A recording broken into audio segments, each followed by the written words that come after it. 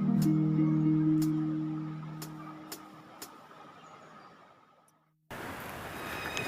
nó có nhớ nó cho của bà sáng chế bố mất chưa?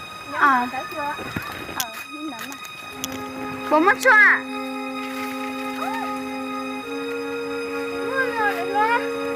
Chỉ muốn chơi lo chả bao. Bà không cứ tới đây không?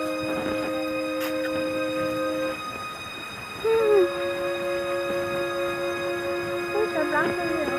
Cảm ơn bao.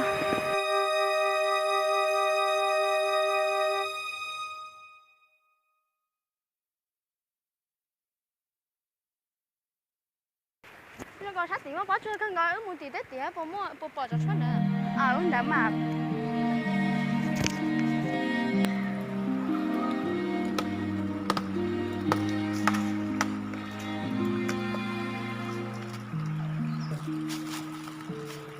Nó còn nó bắt rồi.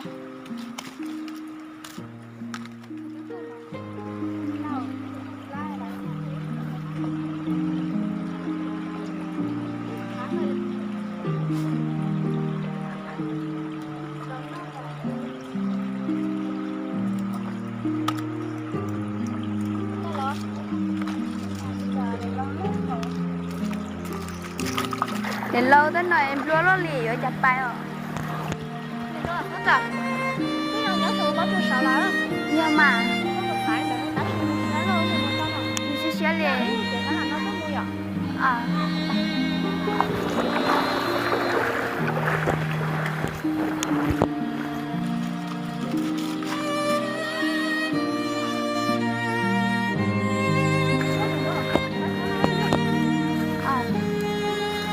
Sama lên gì hả? Các có sao bây giờ? Cứ gì tên nó chỉ hiểu nè. Nhìn đẹp nha. Cho khỏi nếu muốn múc của mình nè. Bài. Thì anh cho nó nhỏ ở tay chua sao? Bài cho đấy bay mà.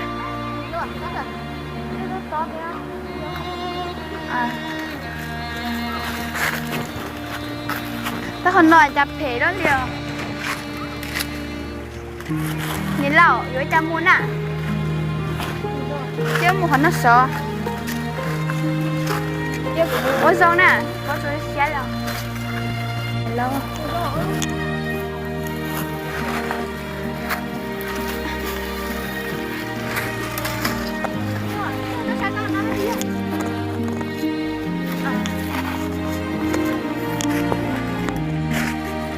Cho nó.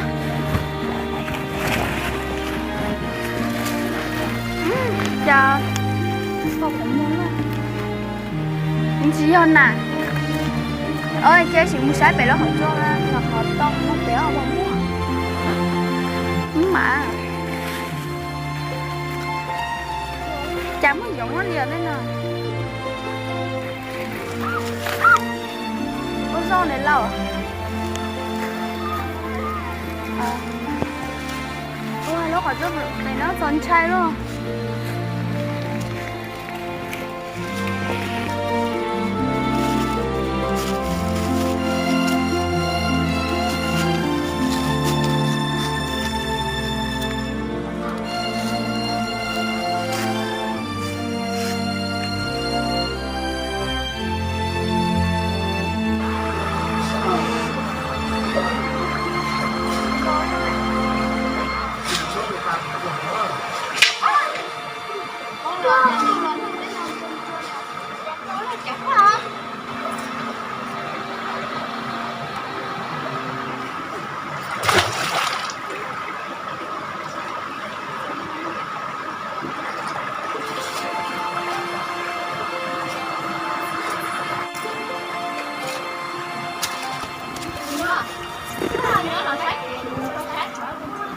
Nằm ăn.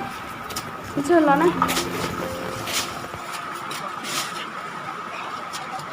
Rồi sạch lát thôi đi. Đúng à.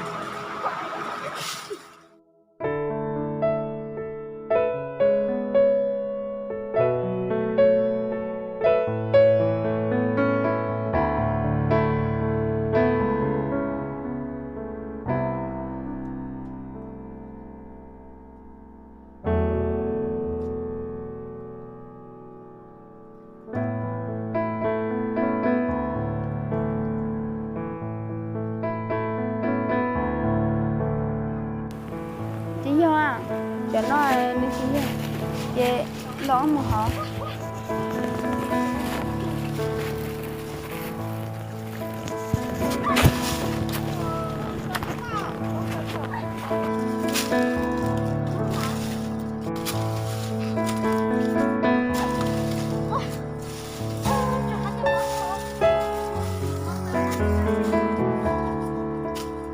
sai này nhá nó sao nó ít cái sớm mà ta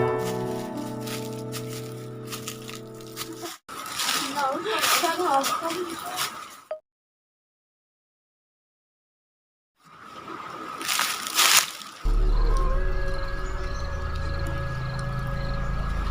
nhìn nó có bằng nào kinh tế chỉ nó mà tao thấy chú ý hẳn là số lượng cái sao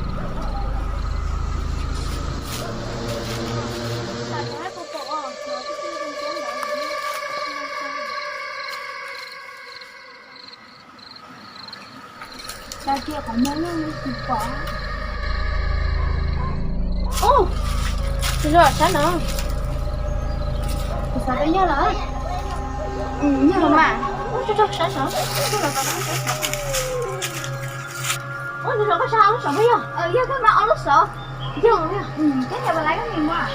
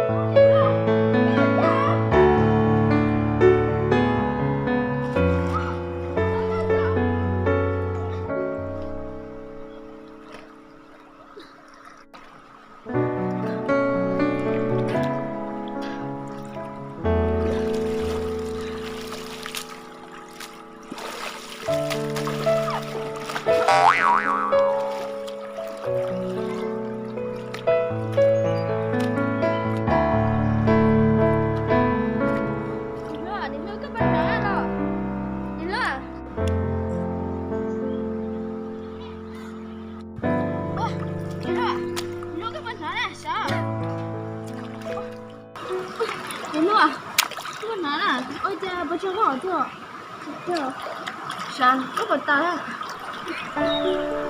啥都不吃，现在老公到又讲啥？妈。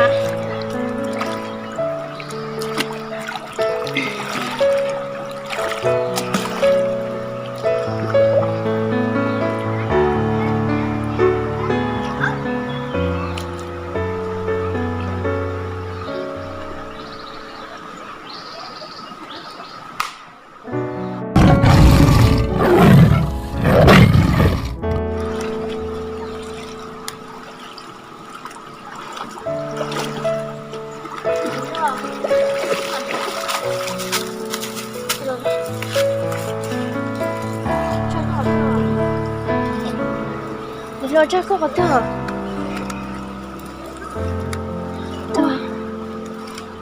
Kemarin teman mah ông này là có một cái tàu kè nè chứ có nhớ nào của bạn đấy không số nào nhớ từ tới nha.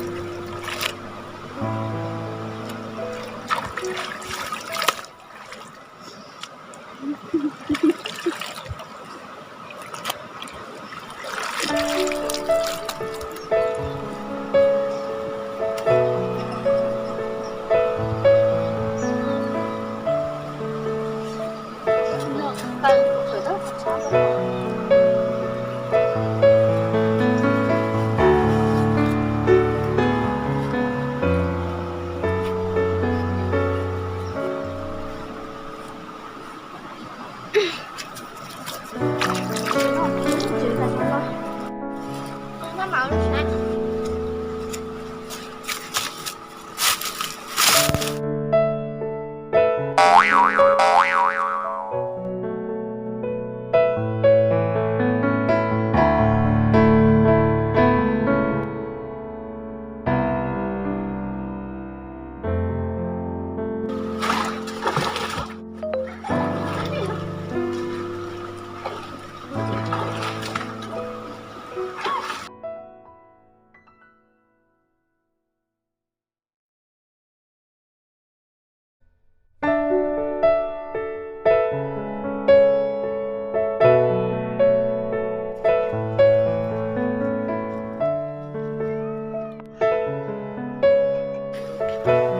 Ô, nhìn lo, tức là sao là bác chuyến chào, muốn đi cho mình đấy.